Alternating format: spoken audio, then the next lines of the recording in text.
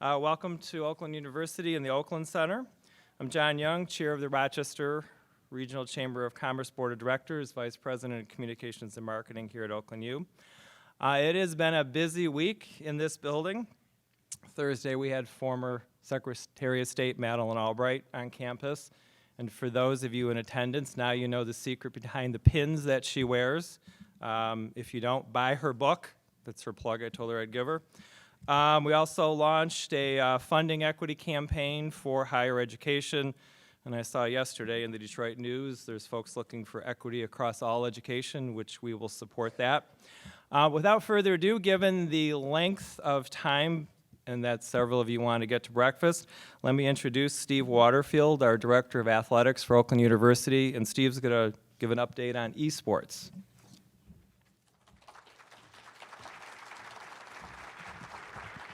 Hey, good morning. You have to have the athletic director bat leadoff, so I'll start out quickly. So you probably saw the press release. So we started a varsity esports program in December. The numbers speak for themselves. $100 billion plus industry, 500 million viewers worldwide. And the goal here at Oakland University is to build it not only at the varsity level, but also the campus level. And one way we're doing that is through the partnership with Team Renegades, which is a professional esports franchise that's based here in the area. And by doing that, we also hope to make Southeast Michigan kind of the home for esports. What I've discovered since the announcement is there is a strong contingent of companies and partners that are very involved with esports in this area. And we really want to grow that and build it out. And one of the first things we're doing is hiring a head coach. My expertise is more in the Pac-Man, Donkey Kong pole position, that line of work. We're going to do 3 varsity sports, League of Legends, Rocket League, and Super Smash Brothers. I see a few demographics that probably actually know what those are and mean. I do not, so I have to hire an esports head coach, what I never thought I would do when I got into athletic administration. We actually have 2 finalists coming to campus this week, the first today and the second on Thursday. Both have experience with collegiate esports coaching, and both actually have connections to Southeast Michigan, which makes that even a better opportunity for them and for us. We hope to have that coach hired in the next few weeks, and then he or she's got to go recruit a team. And then we've got to have competition starting in the fall. So I encourage you to reach out to me if you have interest in getting involved with esports. We hope to have not only the online effort, but also in-person or what they call LAN tournaments here. And one of the neat parts is that there's a local high school league here that competes at the game time location. And we hope to build that and create that connection as well. And so it's going to be an exciting time. It's a brave new world in varsity athletics, and we're glad to be on the forefront of it. So thank you and have a great day.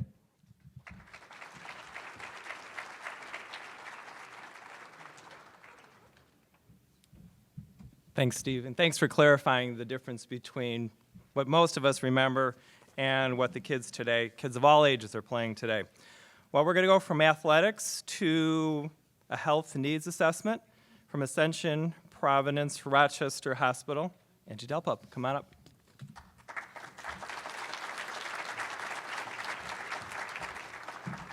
Good morning, everyone.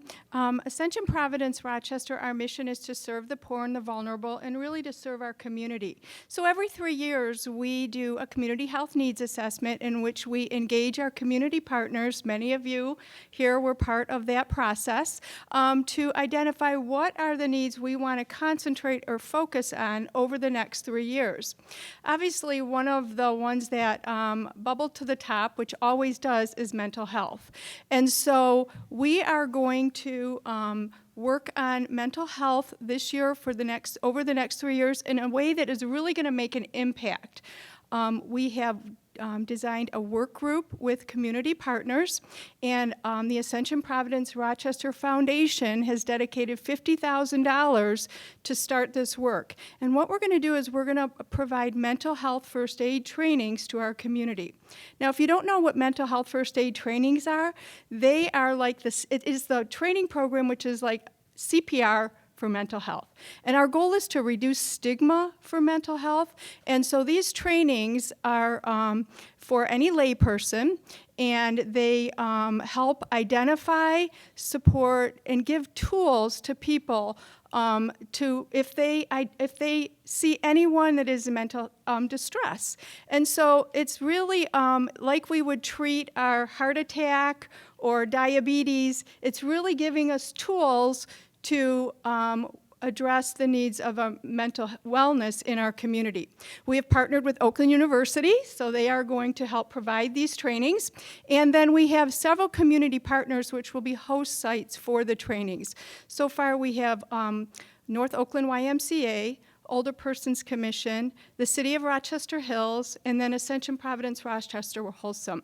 So we're just working out all the details. We'll let you know when they're available. Our goal really is to train every single person in our community to be able to reduce this stigma.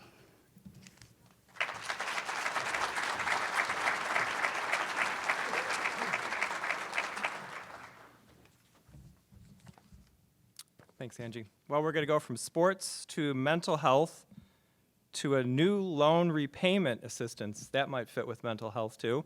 Let me introduce Dr. Brian Stogner, president of Rochester University.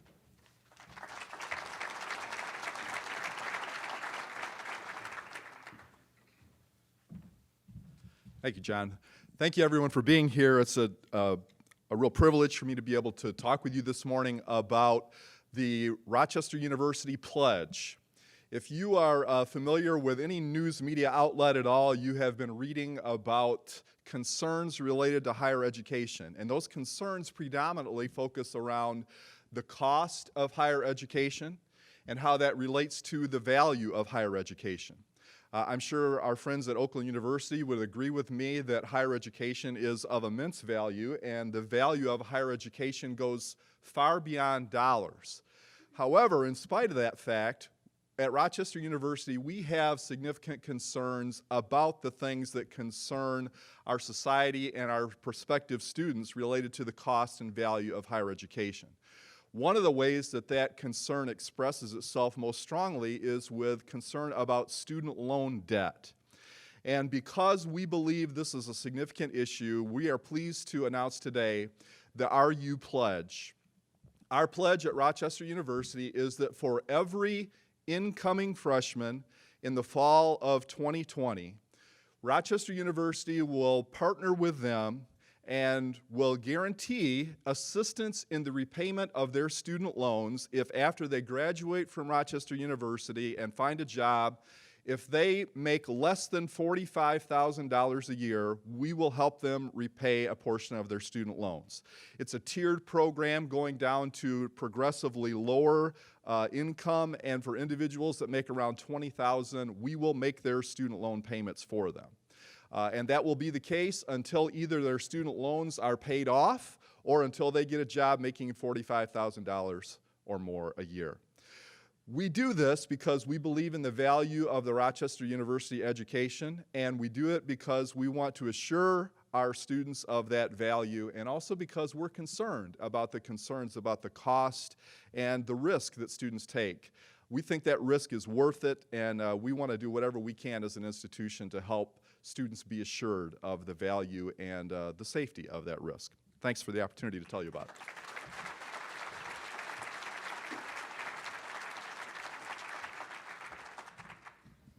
Thanks, Brian. Appreciate that.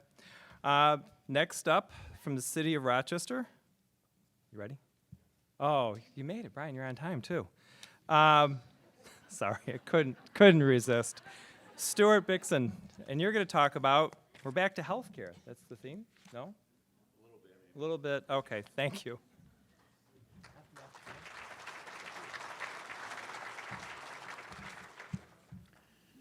Welcome, everybody. I wish they would have had something to pay off my student loan when I got out of college. We have a number of good things going on in Rochester that we're also going to talk about at the breakfast, but one thing that we've done is we're one of the 2 cities in the state of Michigan that have joined a health consortium that just started in January of cities that have 50 or more employees that we can start to buy in bulk.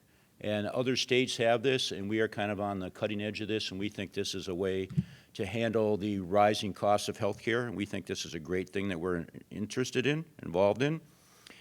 We have a lot of building in town going on. We have a new DPW site that's going up, renovating after all these years. It's a multi-million-dollar renovation. We are going to be renovating the community house, which I think is long overdue, which is a great place for meeting and for the community to come together. We're going to have a Heroes Point Memorial at our fire station. Some of our fire people got a piece of the World Trade Center donated to them, and we're going to have a site that is going to be a place to renovate and to nominate and stuff for the better people, the veterans and our firefighters and things. And also we're spending millions of dollars in infrastructure and making improvements in our city to make this city a good place for businesses. So we'll talk about that more later. That's all I have. Thank you.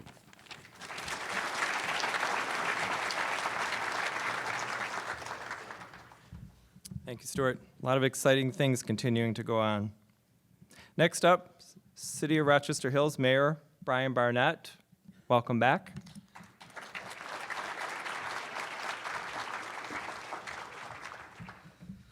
Well, good morning.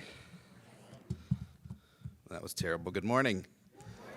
It's like 4,000 people in here. It should be a little bit of a better welcome. It's really a privilege to be with you today and give you a little bit of an update on what's happening in the city of Rochester Hills. And if you think about what you've heard already today from this stage, I think it's pretty impressive, and I think it's one of the reasons why we're all so proud to live here. You heard Oakland University talk about engaging esports. If you're not familiar with what esports is doing in this country, you should be.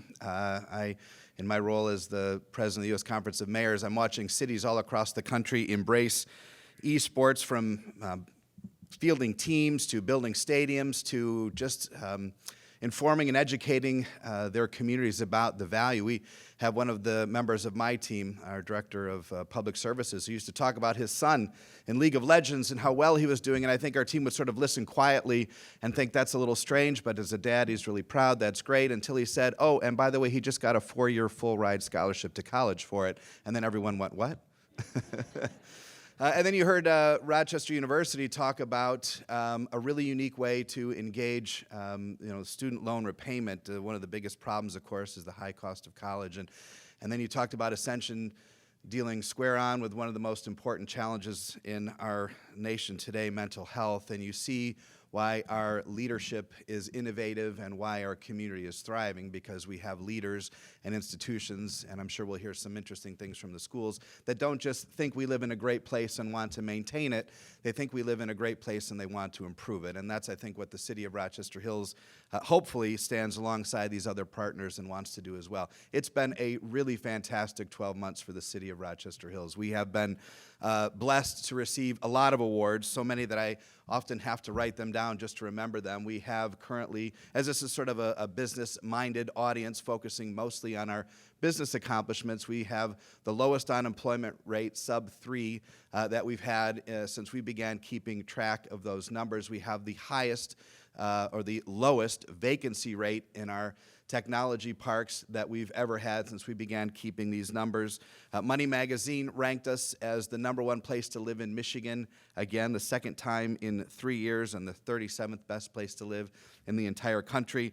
We've been ranked the safest city for a population over 50,000 for the 4th consecutive year, which is fantastic. Ranked the best place in Michigan to start a small business and one of the top 10 in the country, according to Verizon. And if that doesn't mean anything to you, we were just voted the best French fries in the state of Michigan by Live in the D for Chad's Bistro. So that certainly deserves a round of applause.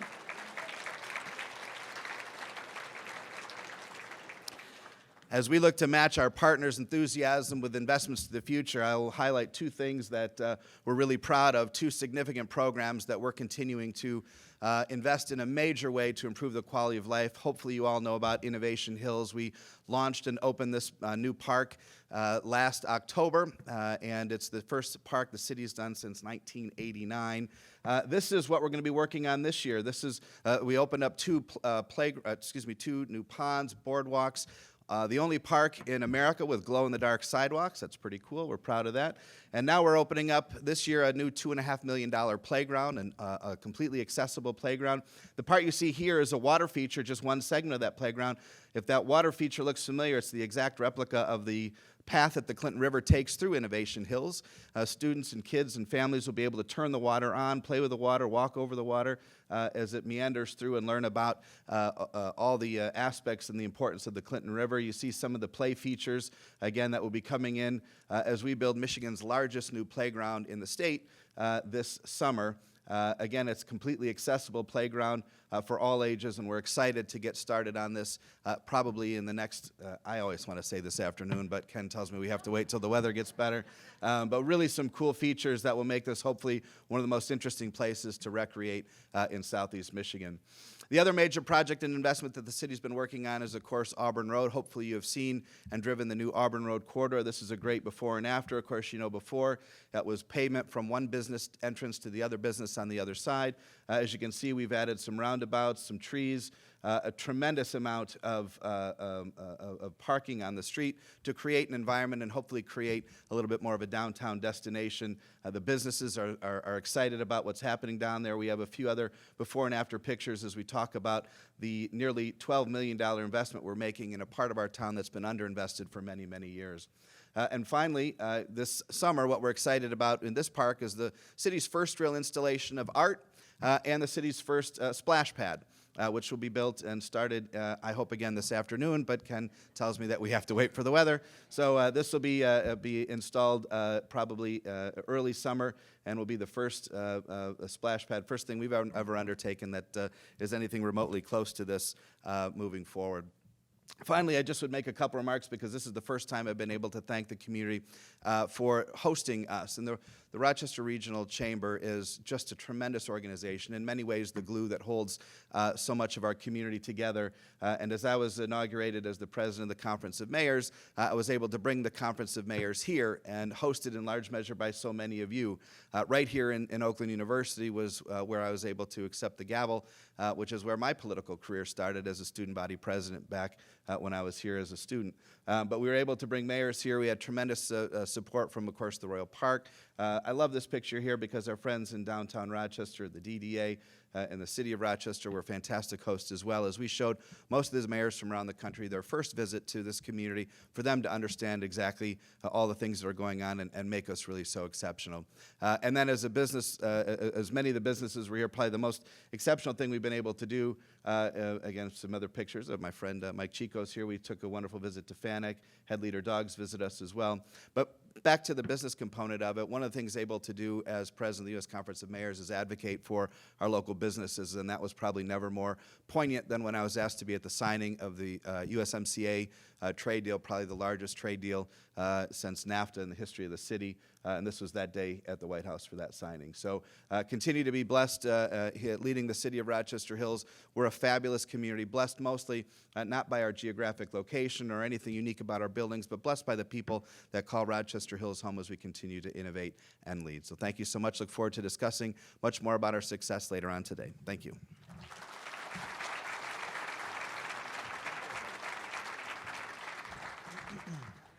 Very exciting.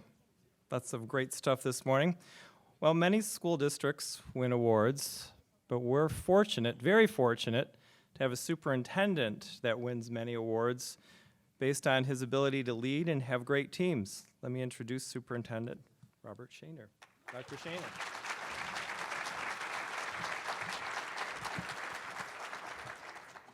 Thank you, John. I appreciate it. And it's true, we have won many awards. This community has, and I'm happy to represent all of you as a recipient of those awards. But please understand that it's we. This morning, I stand before you to talk about a very serious topic, and I want to thank everyone that's here for attending, particularly my board that is represented by Kristen Bull, our president, Barb Annis, Kevin Beers, and our labor leader, Doug Hill. We're also joined this morning by Congresswoman Alyssa Slotkin from Michigan's 8th District, Michael Weber, our local state rep. Ladies and gentlemen, I stood before you last year and announced the initiation of a mental health task force. And I thought it would be appropriate today to give you an update about where we're at. Before we do that, though, I'd like to ask the task force members, the original task force members, Kristen Bull, and the task force members that join me on stage, as well as Shenandoah, Dennis, and the Young family.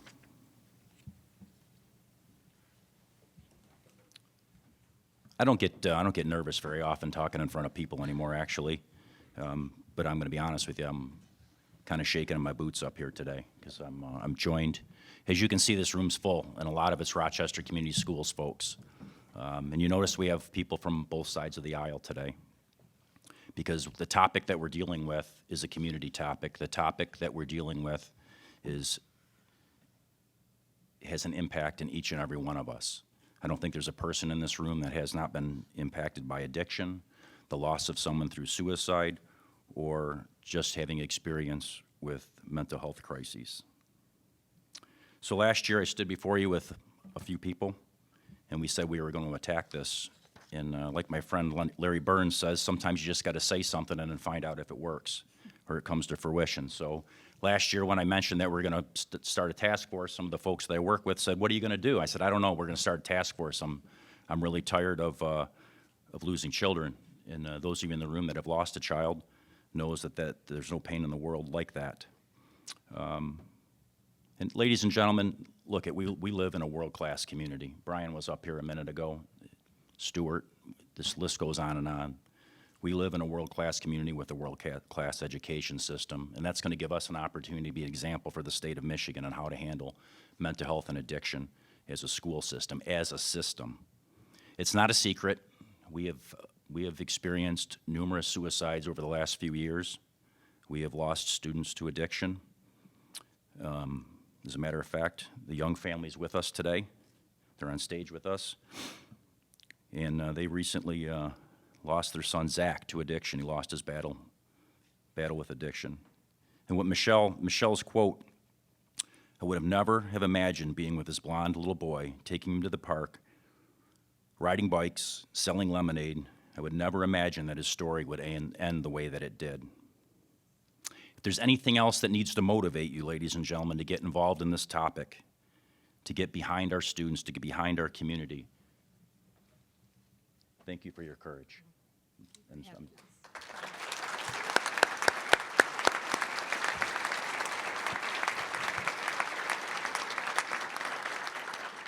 I know I speak for the entire community when we're all deeply sorry for your loss. So over the past year, ladies and gentlemen, we have moved swiftly. And if you're not aware of it, we have 1,500 employees. We cover 66 square miles and a budget of about $190 million. So we're talking about an aircraft carrier here moving swiftly. And actually, it's one of the fastest ships in the Navy, so maybe that's appropriate. But we have moved swiftly. We started with the task force, and they were asked to go out and benchmark the best of the best and then take action. So we went out, we got educated, we looked around. We did things like fish bowls with kids to listen to what their concerns were. We had a round table with Congresswoman Slotkin, with representatives from law enforcement, from the mental health community, from the pharmacological community, to talk about addiction and mental health. And then we decided, as I heard Dan Gilbert talk about on Friday, that culture's everything. So we decided that our instructional approach would be cultural. So often you hear about us asking teachers to do one more thing, whether it be for student safety in a classroom, whether it's mental health. We decided that we needed to change the culture of organization and how we approach this work. So we adopted something called trauma-resilient communities. And to better understand this, I'd like to ask our partner in this work, Shenandoah Schleffelo, to just say a few words about our trauma-resilient work. We have trained in the last year, we've initiated training for every one of our staff members, 1,000 teachers, almost 1,000 teachers, right, Doug? He always knows the number exactly. And it's really, really critical work, because when we're done with this work, ladies and gentlemen, we won't be doing one more thing. We'll be changing the way we approach instruction. I'd like to have Shenandoah just really say a few words. Thank you. Thank you. Thanks for having me. First, I just want to applaud Rochester Community Schools' commitment and dedication to this work. This is really, truly groundbreaking work. And what I think is critical when we have an audience like this is to understand that it's not just the work of Rochester Community Schools, but it is really the work of everyone in the community. Because you see, when you really embed and embody the work of Trauma Informed, it's more than just a technical piece. It's really about mindset shifting, and it's really about everything. It's about the trauma that's affected each of us personally, myself as a survivor of a suicide attempt, myself as a survivor of aging out of foster care in the state of Michigan. It's about how trauma affects me. It's how trauma affects you individually in your families. It's how that trauma comes with you to work every day. And it's how that trauma plays out within our communities as a whole. So this work that Rochester Community Schools is agreeing to undertake is not about doing one extra thing. It's about having a whole new mindset when we approach every bit of work that we do. And it's so critical, not just because we know that the outcomes will improve. They do. And we all love, your community is all about achievement. It is everywhere. You bleed it. It oozes from you in every possible way, which is beautiful. But it's also about making sure we fill those positions. If you're a business owner and you're sort of upset with not being able to find employees, it may be a question of understanding, do I really understand trauma at its core? What is my culture and my organization to understand that? What are my tools and resources?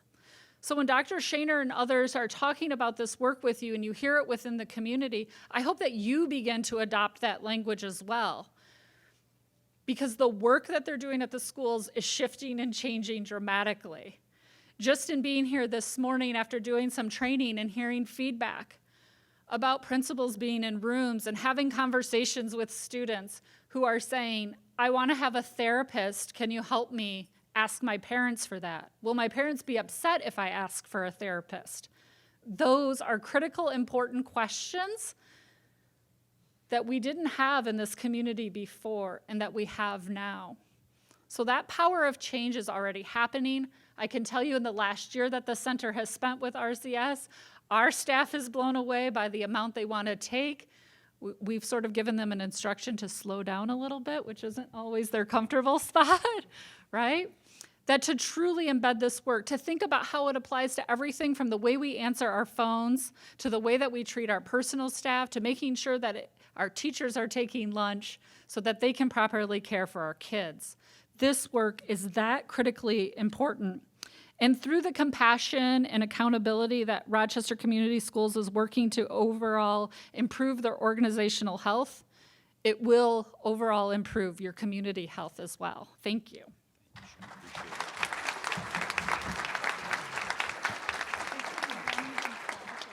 Thank you, Shen.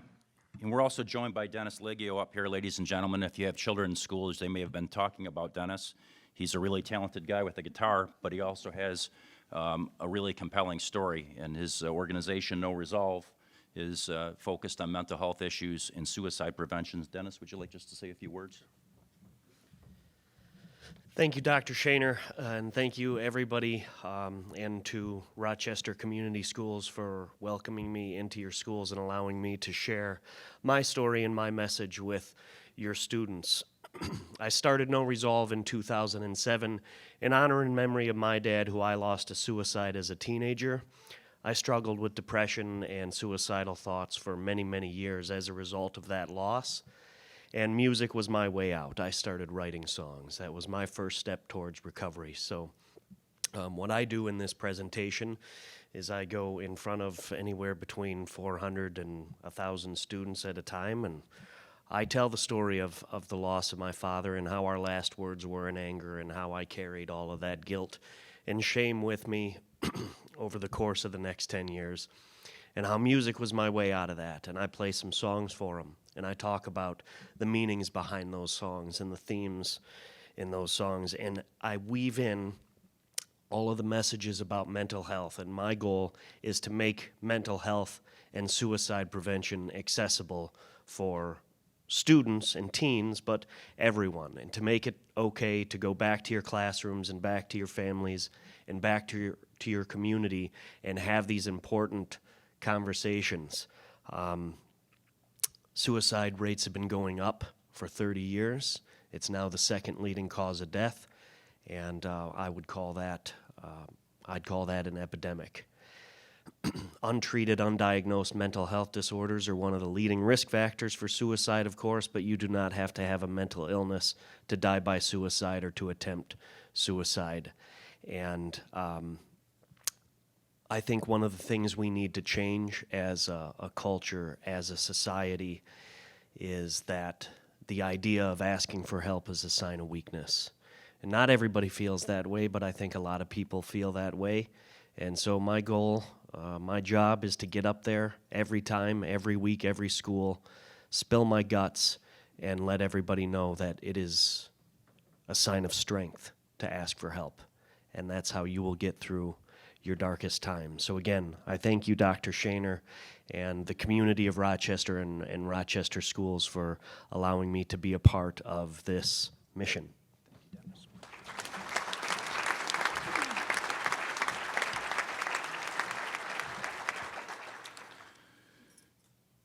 So you're probably thinking, well, what's next? Well, we did want to give you just a brief overview of what we've done in the last year, and these wonderful people on stage up here with the support of the Board of Education. As you can see, this is a critical need for Rochester Community Schools and our entire community. One of the things that we've also recently done, ladies and gentlemen, is applied for a competitive grant for a clinician in one school. And our experts, Shenandoah is right, she asked us to slow down and work on culture. Another one of our experts tells us to work on prevention, development, and intervention before we get to clinicians. But ladies and gentlemen, wouldn't it be awesome to have a clinician in every school? So any child that needs help, any staff member that needs help could seek it. Wouldn't that be awesome? Where kids would not know need when it comes to mental health and behavioral issues and addiction. Think about that. We're going to apply for this grant, and I have no doubt with the team of awesome people that I work with that we'll get it. But it's only a start. Think about that, a clinician in every school. We have awesome, ladies and gentlemen, these people are around this room, many of them are from Rochester Community Schools. There's teachers, there's counselors, there's learning consultants, there's principals, there's assistant principals. We have people that are doing everything they possibly can to support your children because they love them. But we could take it just a step further by making sure there's a clinician in every school. I am proud to lead this organization. I am proud to have the partners in the community like Brian Barnett.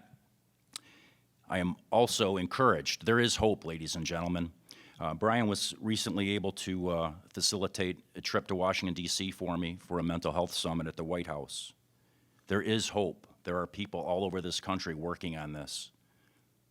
The trick for us in this organization is to ensure it's systemic, to ensure that it's a culture shift, and, like I said earlier, my friend Larry Burns says sometimes just say it out loud and we'll see if it happens. My vision is to have a clinician in every one of our school buildings to support our children. I look forward to talking more about this at the breakfast. I know I'm between you and breakfast, and I've spoken a while. Again, development, prevention, intervention, and finally treatment with a clinician in every school. Ladies and gentlemen, thank you for your partnership. Thank you for being here. Thank you for filling the room on this critically important topic that affects our community and our children. Thank you.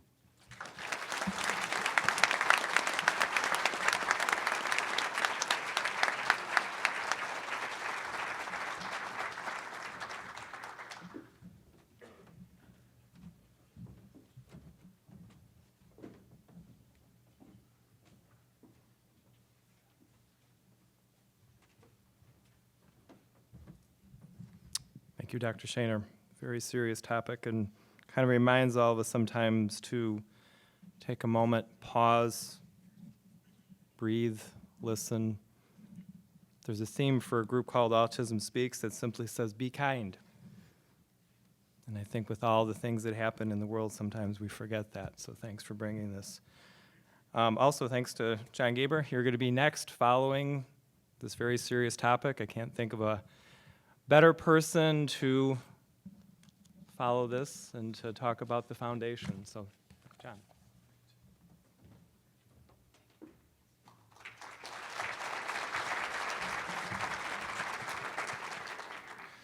Good morning. I know this is a very sobering topic to follow up, but I wanted to say there are other needs of the school district and our kids as well. And what I'm going to do is bring this back and kind of relate it to the Chamber of Commerce and how we can help the students in Rochester Community Schools also. In 2016, the Chamber formed the Rochester Regional Chamber Foundation to support the Chamber's desire to contribute to the well-being and improvement of our community as a whole. The mission of the foundation is to focus on leadership and workforce development, educational programming, and community involvement. In 2018, the Chamber moved its 2 leadership programs, Leadership Greater Rochester and the Youth Leadership Program, as well as the Rochester Area Hometown Christmas Parade, under the foundation's umbrella. We want to thank our program partner, Par Pharmaceutical, for the leadership program that it sponsors, our youth leadership program partner, Ascension Providence Rochester Hospital, and our parade presenting sponsors, Chief Financial Credit Union and Rochester University, for ensuring these programs and events continue to provide value here in our community. We certainly couldn't do it without them. Today, we would like to announce that the Chamber Foundation has applied for its first grant. We wanted to make the community aware of this project and its importance to the youth and the businesses here in this area. We all know the businesses are struggling with a significant talent gap. Our local and state elected officials, along with our educational institutions at all levels, are working to address this issue. The Chamber assisted Rochester High School with a job shadow program in the fall of 2018, which led to the identification of a necessary tool that was needed to connect students with career exploration opportunities, an online platform. This online platform will be called Career Connect, with the primary goal of educating, exciting, and inspiring tomorrow's workforce through exposure to multiple career opportunities throughout the middle and high school years. The site will help students connect with local opportunities to explore career options through job shadowing, cooperative education, and service learning. The site will also provide teachers and career counselors with contacts at local businesses who are willing to provide company tours, speakers for the classrooms and career days. And it will also be accessible to the public as a resource for parents and family members to help their children identify career pathways while also providing our businesses with ways to promote careers in their industry. While we may not know about the grant funding on this project until May, we want the community to know that the Chamber Foundation is committed to addressing this issue at both the educational level and the business level. We have great partners and collaborators in this endeavor, especially Dr. Shaner, Superintendent, along with the 3 career counselors in the district. We'd like to specifically thank Linda Davis Kirksey, Vice Chair of the Foundation, for writing and submitting the grant proposal, and those who provided a letter of support for the project: Rochester Community Schools, Rochester University, Frank Rewald & Sons, Fanuc Robotics, and Oakland Community College. So working and collaborating together as a community, we can address this issue and provide our youth with a better opportunity to learn firsthand about careers right here in our own backyard. If you or your company would like to know more about this program and how you can be a part of it, please contact our president, Elena Campbell, who coincidentally will be our next speaker. Thank you.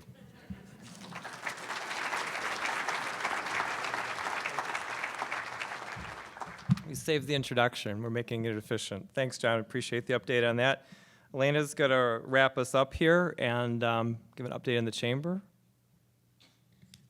Elena.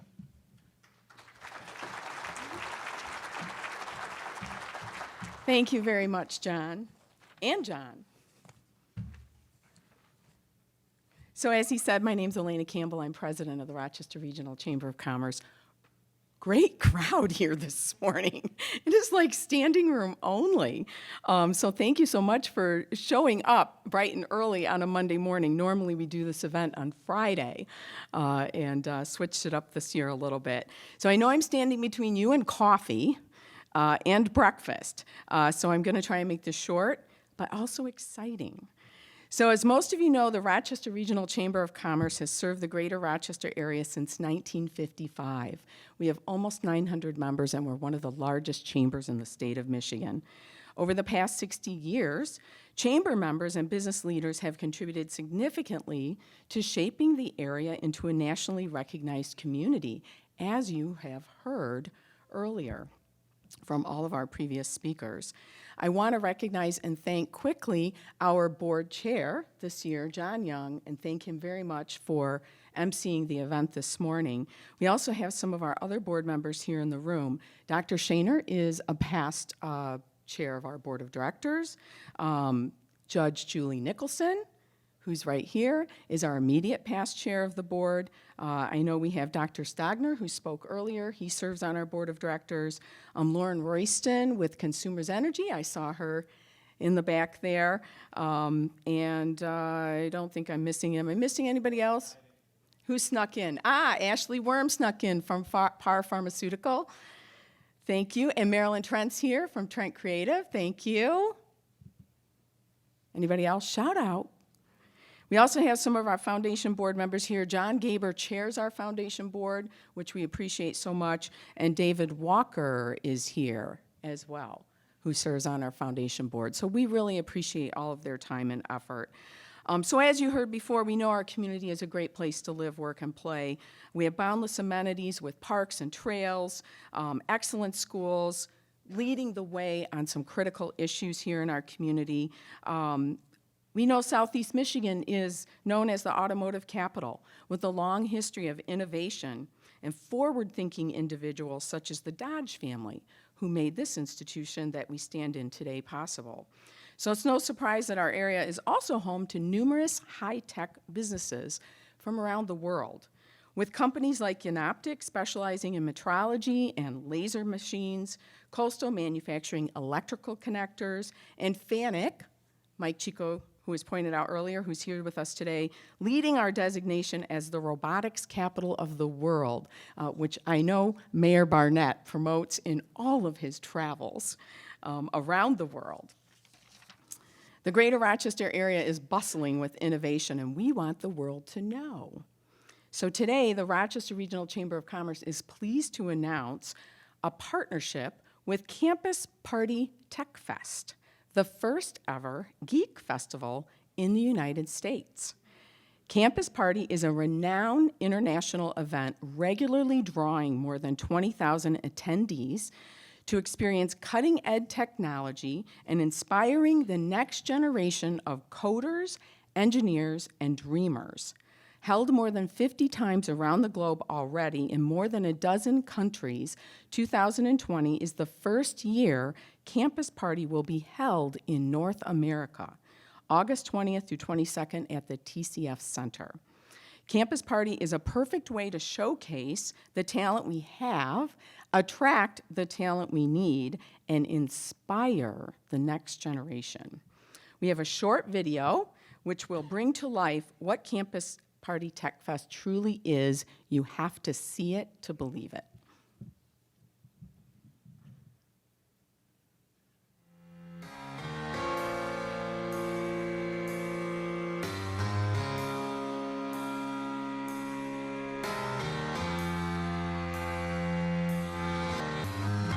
What's the future of the internet? Well, part of the answer is whatever those kids in the Campus Party want to do, that's the future of the internet. Everyone out here, all these developers trying to learn the skills, they're the heroes of my life. Campus Party's role in this is, I think, helping people to get together and get that spirit of innovation, the spirit that we can change the world using this. This event is the most important event of the whole Spanish presidency. Welcome to the 10th Campus Party.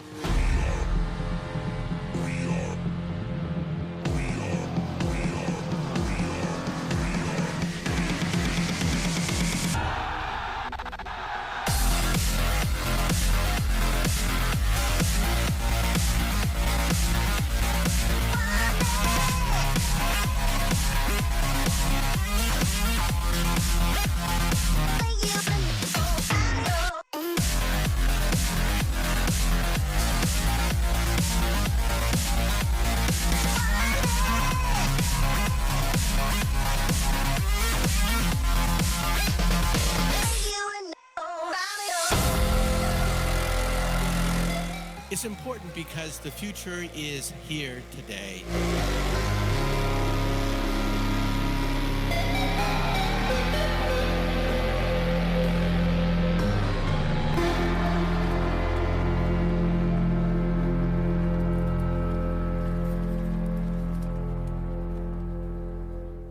I love that last line. We rewrite the source code of the world. So as you can see, this event brings together millennials, students, professionals, geeks, and skill improvement seekers for an interactive festival of open innovation, creativity, science, entrepreneurship, and entertainment.